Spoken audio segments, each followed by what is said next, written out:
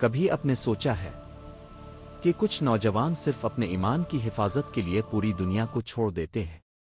یہ واقعہ ہے چند ایسے نوجوانوں کا جنہوں نے سچائی کے لیے سب کچھ قربان کر دیا، اور اللہ نے انہیں قیامت تک کے لیے ایک نشانی بنا دیا۔ یہ ہے اصحاب الکہف۔ یہ واقعہ قرآن مجید میں سورۃ الکہف میں بیان ہوا ہے۔ وہ ایک ایسے معاشرے میں رہتے تھے جہاں شرک عام تھا اور لوگ اللہ کے بجائے بتوں کی عبادت کرتے تھے، لیکن ان نوجوانوں کے دلوں میں اللہ کی توحید زندہ تھی۔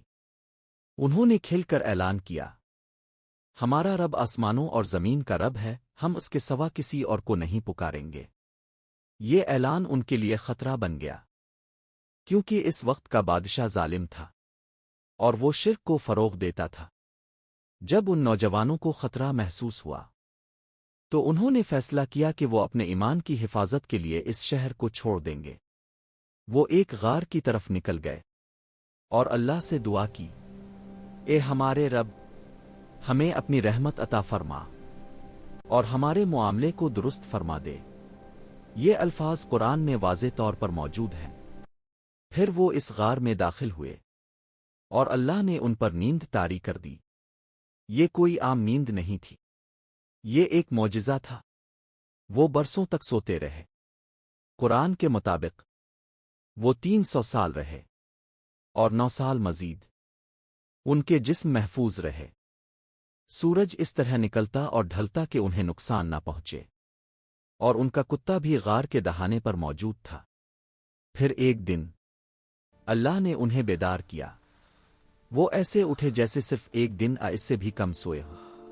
انہوں نے ایک دوسرے سے پوچھا، تم کتنی دیر سوئے رہے؟ انہوں نے کہا، شاید ایک دن، اس سے بھی کم۔ پھر انہوں نے اپنے ایک ساتھی کو شہر بھیجا، وہ کھانا لے آئے۔ لیکن جب وہ شہر پہنچا تو سب کچھ بدل چکا تھا۔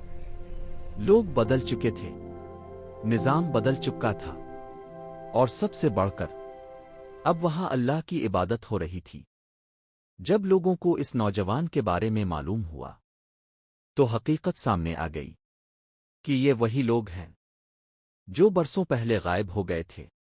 یہ واقعہ لوگوں کے لیے ایک نشانی بن گیا کہ اللہ مردوں کو دوبارہ زندہ کرنے پر قادر ہے۔